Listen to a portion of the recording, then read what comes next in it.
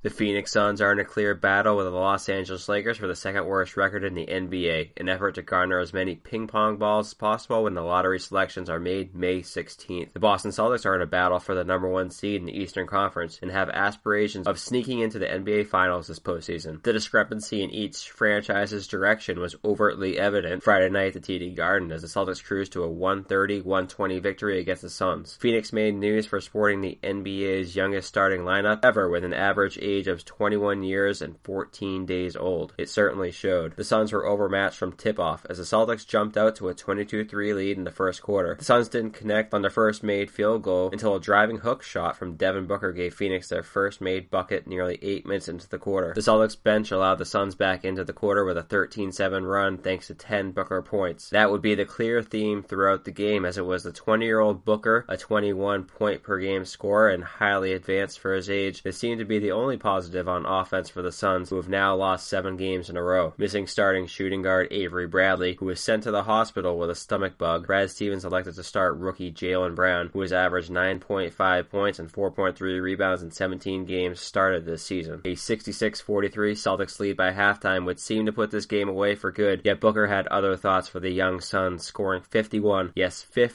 second half points and putting on one of the all-time great offensive showcases against the Celtics. Considering the Suns, who have elected to rest veterans Tyson Chandler, Brandon Knight, and Eric Bledsoe, dressed 8 players, Booker's efforts were much needed, yet still absolutely incredible on its own. The Suns would eventually creep back into this game, a disservice to Isaiah Thomas, who could have used a break as the season winds down, getting to within as little as an 11-point deficit with 9:03 remaining. The Celtics would increase that to a 19-point cushion soon thereafter, only to be thwarted by Booker, and Booker by himself. The second-year guard was absolutely unconscious, scoring 28 in the fourth quarter and even bringing the TD Garden crowd to its feet after hitting an off-balance 3 with teammate Jared Dudley barreling into him after being fouled by Marcus Smart. The attempt would be waved off. However, Booker would score 6 more points in the quarter to put him at 70 for the game. Booker's night of accolades included the scoring record for the Phoenix Suns, the most ever scored against the Celtics, eclipsing the 64 points by Elgin Baylor for the 1959 Minneapolis Lakers. Booker's 70 points are also the most in an NBA game since 2006. The Celtics were paced by Thomas's 34 points, a small amount in comparison to Booker's, in addition to Al Horford, who put in an efficient 15 points, 10 rebounds, and 6 assists in 30 minutes of play. While the Suns dressed 8 players for tonight's game, the Celtics played all but one player on the active roster, as James Young was the only player not to get in-game action. The one caveat that should be noted in Booker's performance, the all-defensive Bradley wasn't playing. The Celtics homestand continues on Sunday against the Miami Heat, a potential difficult first-round playoff matchup, and a team who has sported a 24-7 record since they were 11-30 on January 13th. For CLNS Radio, I'm Corey Prescott.